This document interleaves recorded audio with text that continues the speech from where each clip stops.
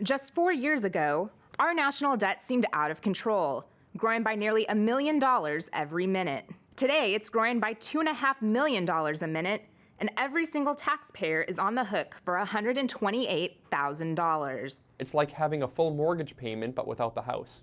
We have to reform our government and cut wasteful spending so that we eliminate what we don't need to pay for the investments we need to grow.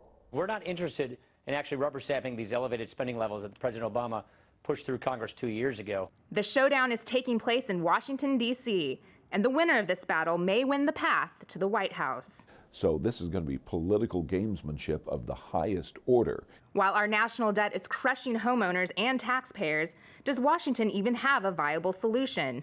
Or are our leaders simply managing our decline into an economic apocalypse? Stand by for a PJTV special report.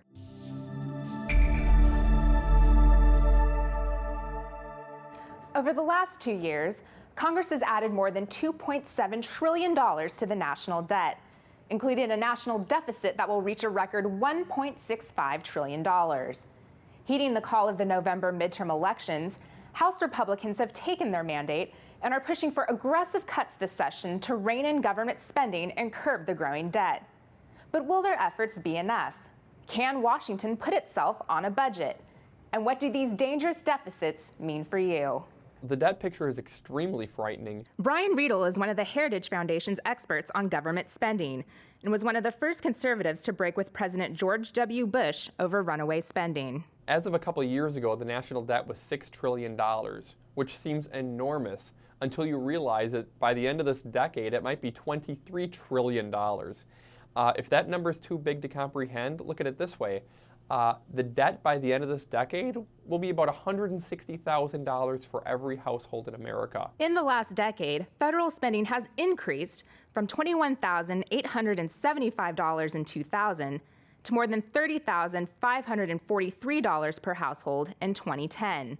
That number is expected to keep rising to over $35,000 at the end of the decade, saddling Americans with enormous debt. But continued growth in government spending is only going to make matters worse. The debt right now is not the problem. The debt that we're set to accumulate over the next decade is actually quite frightening. If you look at the president's budget from last year, the United States would go from having debt relative to its economy of about 40% in 2008 to 90% in 2020, and 90 is the line where traditionally countries get in trouble and the international community starts cutting them off. I would like to make out an invoice and send it to Barack Obama and Nancy Pelosi and Harry Reid saying, you spent trillions of dollars more than we had during the last 2-3 years. What are you going to do about it? And there's a debate unfolding inside the Beltway over what is driving the debt crisis. Is it merely a revenue problem that will go away once the economy rebounds? Or can it be controlled by making spending cuts to the federal budget? What exactly is causing the debt to go up so quickly? This is a spending problem, pure and simple. Long-term, tax revenues are going to come right back to the historical average of 18% of the economy as soon as the recession is over. The reason we're having all this debt is because spending is rising 6% of GDP permanently.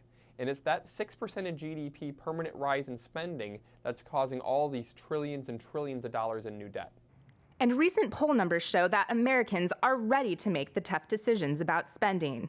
In a January New York Times CBS News poll, 56% of all Americans agreed it was necessary to take immediate action on the national debt.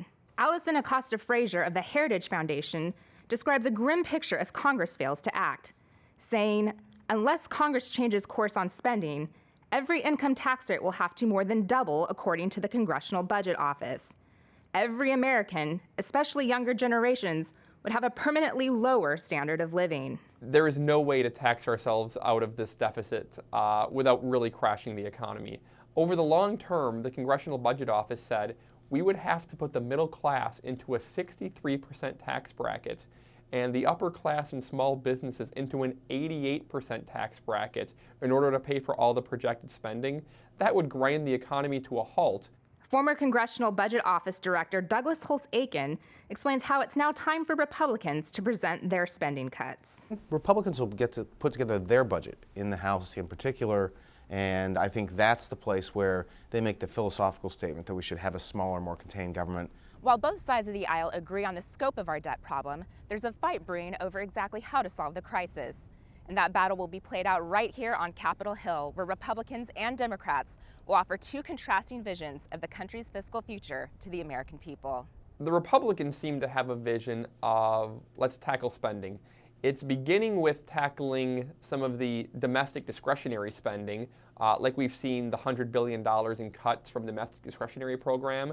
Over time, I think the Republicans are also going to move into Social Security and Medicare reform. Congressman Paul Ryan on the House Budget Committee has already proposed a comprehensive reform to Social Security and Medicare. That's the Republican vision. The Democrats don't really seem to have a vision right now. We know what they're against. They're against pretty much all spending reforms. They haven't really stated what they're for, and so I'm forced to conclude that the Democrats right now seem to be in favor of the status quo, which is trillion-dollar deficits as far as the eye can see, followed by an eventual economic crisis. I'd like to be proven wrong. I'd like to hear what other proposals they have. I haven't yet. We have to confront the fact that our government spends more than it takes in. That is not sustainable. Every day, families sacrifice to live within their means. They deserve a government that does the same. I thought the President's State of the Union address was very disappointing. I mean, on Social Security, he said, you know, we need to fix this, but here are 5 things you cannot do, which is not exactly the best way to open negotiations. Well, remember, this is a deficit that he already increased in fourfold. So he wants to end up with a deficit twice as big as what it was when he came in, and claim that that's progress, that that's reducing. Former Congressman Ernest Istook, who served 14 years in the House of Representatives and sat on the Appropriations Committee, is not the only one dissatisfied by the progress on entitlement reform, and he has every reason to be. Entitlements account for 56% of all federal spending, and if policymakers continue to leave these programs on autopilot, it would cause taxes to increase over $12,000 per household. There's no way to deal with the budget without dealing with the big spending programs, which are Social Security, Medicare, Medicaid, and the new health program. So they are literally fiscal cancers waiting to happen. And every year we put off entitlement reform, we incur $2 trillion in future costs. So why won't lawmakers get serious about tackling much-needed reforms in Social Security, Medicare, and Medicaid? How can we begin to fix these programs if congressional leaders refuse to acknowledge there is even a problem?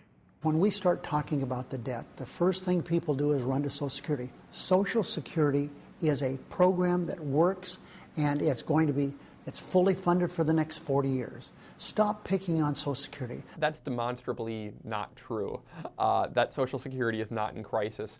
Social Security has finally run into a deficit. Its years of surplus are over, and according to the Congressional Budget Office, it is now beginning permanent deficits.